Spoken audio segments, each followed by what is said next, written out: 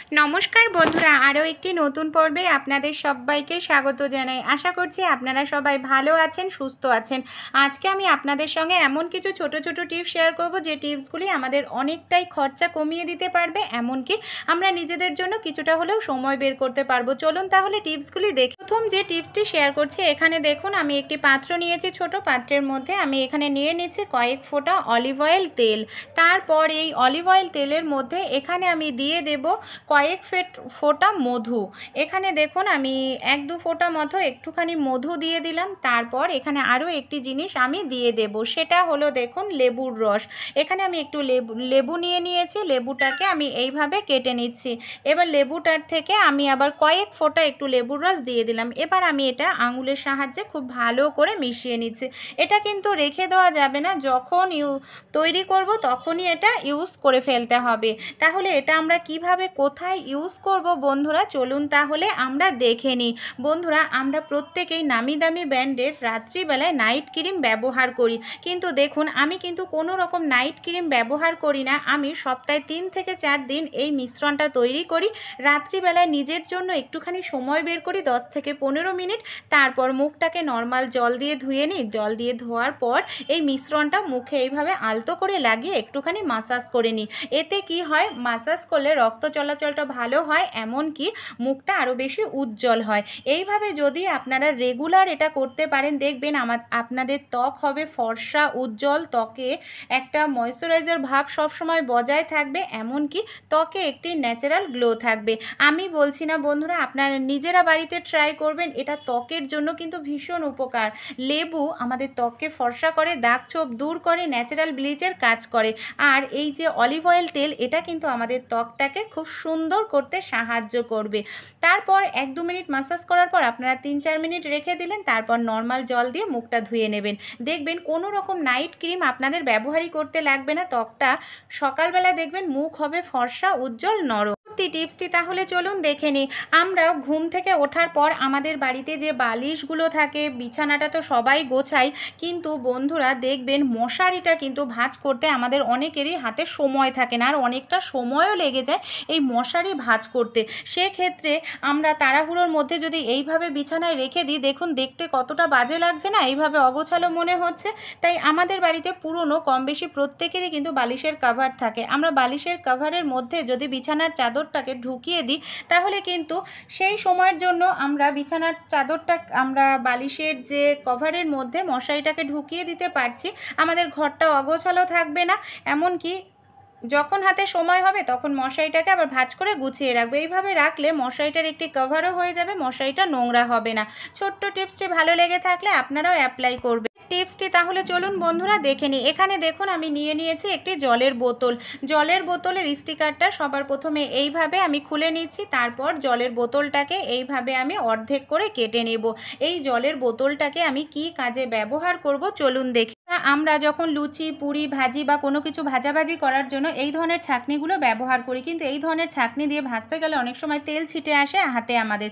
কিন্তু আমরা যদি প্লাস্টিকের একটি বোতল এইভাবে কেটে নিই, তারপর প্লাস্টিকের বোতলের ভেতর এইভাবে ছাঁকনির ডান্ডিটা ঢুকিয়ে দিই, তারপর কোনো কিছুই ভাজাভাজি করি না কেন, তেল ছিটে আসলে সেটা ডাইরেক্ট আমাদের হাতে লাগবে না, বোতলের ওপরে লাগবে, এমনকি হাতে ফোসকা পড়ার, ছ্যাঁকা লাগারও কোনো রকম সম্ভাবনা থাকবে না। চলুন পরের টিপসটি দেখে নিই। বোতলের যে নিচের অংশটা, এই অংশটাও কিন্তু কাজে লাগাবো, এই অংশটাকেও ফেলবো না। একটি আমি এখানে কাঁচি নিয়ে নিয়েছি, কাঁচির সাহায্যে দেখুন এই যে কোনো এক পাশের অংশ এইভাবে আমি ইউ মতো করে কেটে নিচ্ছি। এটাকে আমরা কি কাজে ব্যবহার করব, যার ফলে আমাদের অনেকটা টাকা বন্ধুরা বেঁচে যাবে। দেখতেই পাচ্ছেন আমি এটাকে কেটে নিলাম এইভাবে। এটা আমাদের কিভাবে টাকাটা বাঁচিয়ে দেবে চলুন তাহলে দেখে নিই।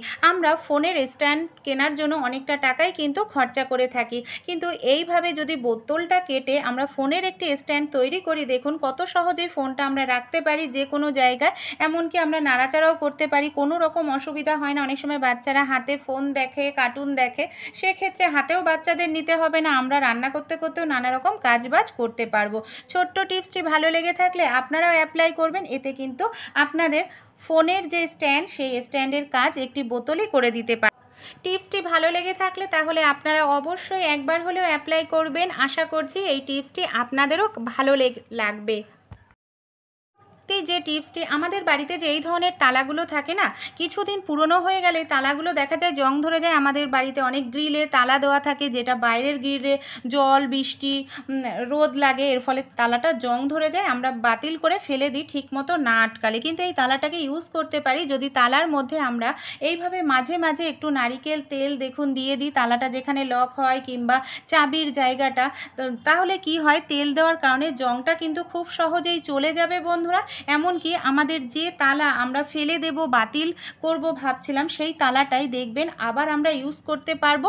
এমনকি আমাদের তালা কেনার জন্য যে অনেকটা টাকা লাগে সেই টাকাটাও লাগবে না। দেখুন তেল দেওয়ার পর এবার আমি চাবি দিয়ে এটাকে লক করেও দেখাচ্ছি, খুলেও দেখাচ্ছি। কত ইজি হয়ে গেছে না তালাটা। প্রথমে কিন্তু এটা সহজে আটকাতেই চাচ্ছিল না। তাই আপনারা ফেলে দেওয়ার আগে অবশ্যই কিন্তু এই টিপসটি অ্যাপ্লাই করে দেখবেন।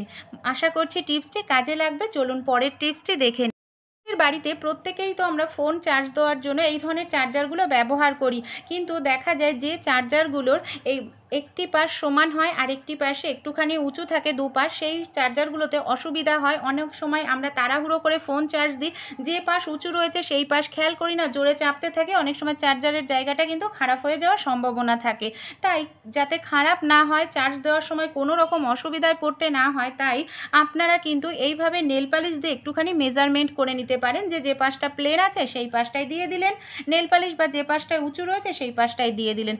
কিছু সময় রেখে দেবেন, নেল পালিশটা শুকিয়ে যাবে। তারপর আপনারা তাড়াহুড়োতেও কিন্তু চার্জ দিলে কোনো রকম অসুবিধা হবে না। আপনাদের খেয়ালই থাকবে যে এই পাশটা প্লেন আর এই পাশটা উঁচু, তাহলে কিন্তু আপনাদের ফোনটা খারাপ হওয়ার কোনো রকম সম্ভাবনা থাকবে না বন্ধুরা। এই ছোট্ট টিপসটি আপনারাও অ্যাপ্লাই করে দেখবেন। চলুন তাহলে পরবর্তী টিপসটি আমরা দেখে নিই। পরবর্তী যে টিপসটি শেয়ার করব চুড়ি নিয়ে। অনেক সময় দেখা যায় যে এই ধরনের ছোট ছোট চুড়িগুলো আমরা ব্যবহার করি। চুড়িগুলো দেখা যায় হয়তো তেল দিয়ে আমরা খুব সহজেই হাতের মধ্যে ঢুকিয়ে ফেলতে পারি, কারণ তেল সাবান দিয়ে খুব সহজেই যে কোনো ছোট চুড়ি কিন্তু পরা যায়। কিন্তু ছোট চুড়ি তো পরে ফেললাম, কিন্তু ছোট চুড়ি কিন্তু তেল সাবান দিয়ে সহজে কিন্তু বন্ধুরা খোলা যায় না। খুলতে গেলে অনেক সময় দেখা যায় কেটে যায়, এমনকি ছিলে যায়, ফুলে যায়। সেক্ষেত্রে কিভাবে ছোট থেকে ছোট চুড়ি আমরা খুব সহজেই খুলে ফেলতে পারবো, তারই একটি টিপস আমি আপনাদের সঙ্গে শেয়ার করছি। এখানে আমাদের নিয়ে নিতে হবে পুরনো মোজা। পুরনো মোজা হাতের মধ্যে পরে এইভাবে চুড়ির ভেতরে ঢুকিয়ে দিতে হবে। তারপর মোজাটাকে উল্টে দিতে হবে। উল্টে দিয়ে এইভাবে যদি মোজাটাকে টানতে থাকি না, মোজাটাও খুলে আসবে, সেই সঙ্গে মোজাটার সঙ্গে চুড়িটাও কিন্তু খুলে আসবে। হাতে কোনো রকম ব্যথাও লাগবে না, ফুলবেও না, কাটবেও না। আপনারা ছোট্ট এই টিপসটি বন্ধুরা অবশ্যই অ্যাপ্লাই করে দেখবেন। আশা করছি টিপসটি কাজে দেবে। পরবর্তী টিপসটি তাহলে চলুন দেখে নিই। বাঁধাকপি আমরা কম বেশি প্রত্যেকেই খেতে পছন্দ করি, কিন্তু বাঁধাকপি সবজিটা যত ঝিরিঝিরি করে কাটা যায় ততই কিন্তু খেতে ভালো লাগে। কিন্তু কিভাবে বাঁধাকপিটা আমরা ঝিরিঝিরি করে কাটতে পারবো, অনেকেই দেখা যায় যখন ঝিরিঝিরি করে বাঁধাকপি কাটতে যায় হাত কেটে যায়, আঙুল কেটে যায়। সেক্ষেত্রে যারা নতুন সবজি কাটে তাদের জন্য কিন্তু এই টিপসটি হতে চলেছে দুর্দান্ত। ঝিরিঝিরি করে কাটতেও পারবেন, এমনকি আপনাদের নখ কাটবে না, আঙুলও কাটবে। এবার প্রথমে বাঁধাকপিগুলোকে এইভাবে আমি ছোট ছোট করে কেটে নিয়েছি। এবার আমি নিয়ে নিয়েছি একটি কাঁটা চামচ। যদি বাঁধাকপিটাকে এইভাবে কাঁটা চামচ দিয়ে আমরা একটু ধরি, তাহলে কিন্তু বাঁধাকপিটার সামনে আমাদের আঙুল দেওয়ার কোনো প্রয়োজনও পড়ছে না। আর এইভাবে কাটলে বাঁধাকপিটাকে আমরা যত ঝিরিঝিরি করে কাটতে মন চায় তত ঝিরিঝিরি করেই কিন্তু আমরা কাটতে পারবো, কোনো রকম অসুবিধা হবে না।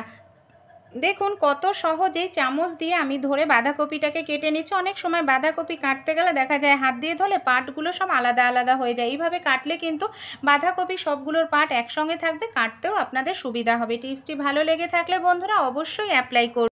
টিপসটি অবশ্যই আপনাদের বন্ধু বান্ধবদের সঙ্গে শেয়ার করবেন। আমার এই ভিডিও আপনারা কোথা থেকে দেখছেন অবশ্যই আমাকে জানাবেন, আমার ভালো লাগবে।